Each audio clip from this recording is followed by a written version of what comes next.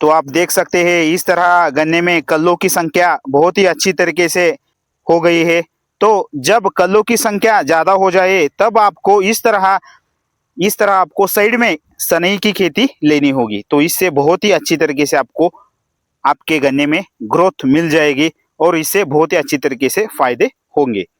महागणपति कृषि Hindi YouTube channel में सभी किसान भाइयों का स्वागत है। तो आज हम गन्ने की खेती में है।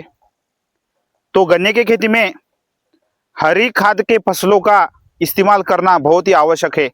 और हरी खाद की फसल आप गन्ने की खेती में इस्तेमाल करने से हमारे मिट्टी में जो माइक्रो ऑर्गेनिज्म होते हैं, जो जीवाणु होते हैं, उनकी ताकत ज़्यादा होती है, उनकी संख्या ज़्यादा होती है। उसके साथ हमारे मिट्टी की ताकत बहुत ही अच्छी तरीके से ज़्यादा होती है और नाइट्रोजन यह न्यूट्रिएंट भी हमारे मिट्टी में बढ़ जाता है। तो इससे नाइट्रोजन का यूज हमारा गन्ना बहुत ही अच्छी तरीके से कर सकता है। तो आप हरी खाद की फसल आप गन्ने की खेती में इस्तेमाल कीजिए। तो हरी खाद की फसल इस्तेमाल करने के लिए आपको पहले गन्ने की खेती शुरुआत करने से पहले आपको हरी खाद की फसल उसमें सनई की खेती आपको करनी होगी। 45 दिन के बाद आप सनई की खेती को मिट्टी में मिक्स कीजिए।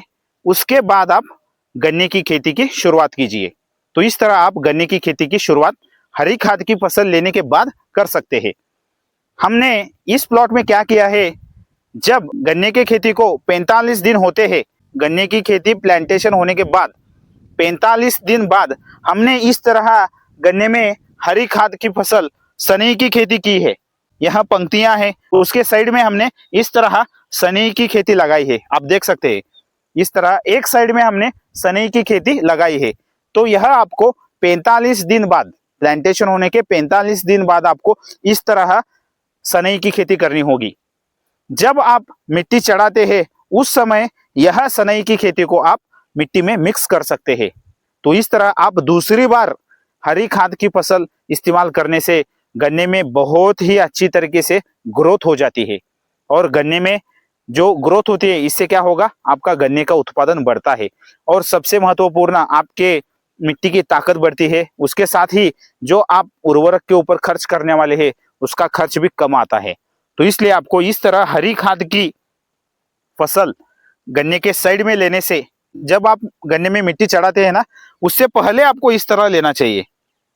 जब आप गन्ने की मिट्टी चढ़ाएंगे तब यह हरी खाद की फसल आप मिट्टी के साथ मिक्स कर सकते हैं।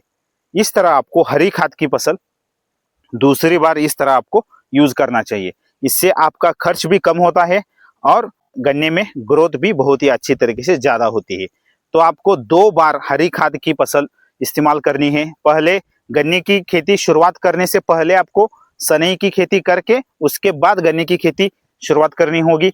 और गन्ने की खेती शुरुआत होने के बाद 45 दिन बाद आपको इस तरह आपको सनई की खेती करनी होगी। इससे बहुत ही अच्छी तरीके से आपके गन्ने में ग्रोथ हो जाएगी और आपको इसका फायदा मिल जाएगा। तो आप एक बार इस तरह हरी खाद की फसल इस तरह आप एक बार अपने गन्ने की खेती में ट्राई कीजिए, उससे आपको रिजल्ट मिल जाएगा। तो मिलते हैं नेक्स्ट वीडियो में। थैंक यू, धन्यवाद।